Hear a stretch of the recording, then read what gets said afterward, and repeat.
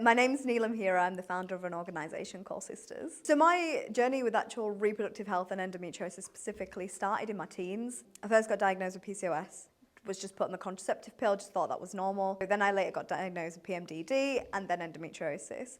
And then most recently, because of all these conditions, recently had a miscarriage. So a lot of my journey has been impacted by endo and all the conditions that sort of surround that I have. It's been quite a difficult journey personally, but what I wanted to really do with that is create a community where we have those shared experiences in a way that we can support each other and feed back to policy and decision makers in a way that is useful for the community, so no one's left from the table, essentially. The Cysters really came out of a place, in all honesty, of real anger. I was angry at my body. A lot was going on. I didn't quite understand it. I used social media as a bit of a tool to vent about what was happening to me.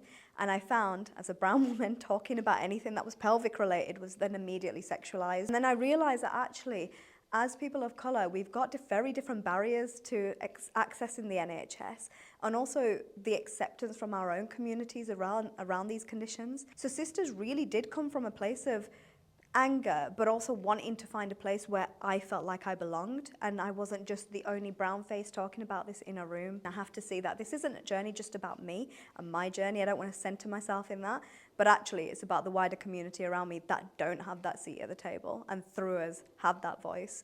I think particularly as a South Asian woman, we've been taught that doctors are, on this pedestal. So if they tell you that you're wrong, you're wrong. We've never been taught to push back, particularly South Asian women as well, because of things like patriarchy, the way that we're brought up, the way that our mothers have told us to be quiet and be subservient in some ways.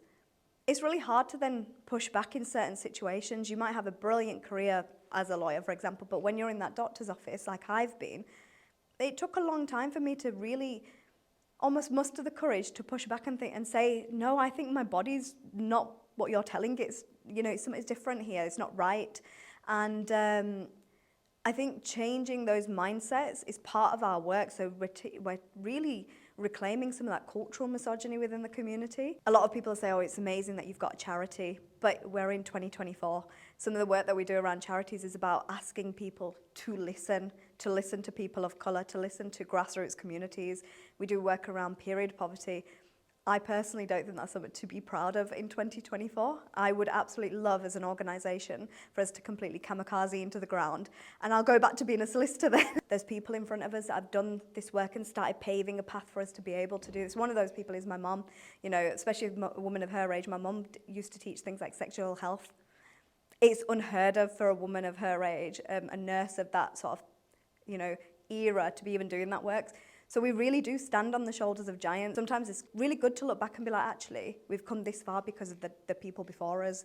So what I really want to focus on is the people in front of us now and the next generation of people to bring into the space. Whilst endo isn't like a positive experience, it has really brought me a different side of myself. I've really learned that, I really work well under pressure. I am resilient. I hate that word sometimes because I feel like women, we have to be resilient all the time.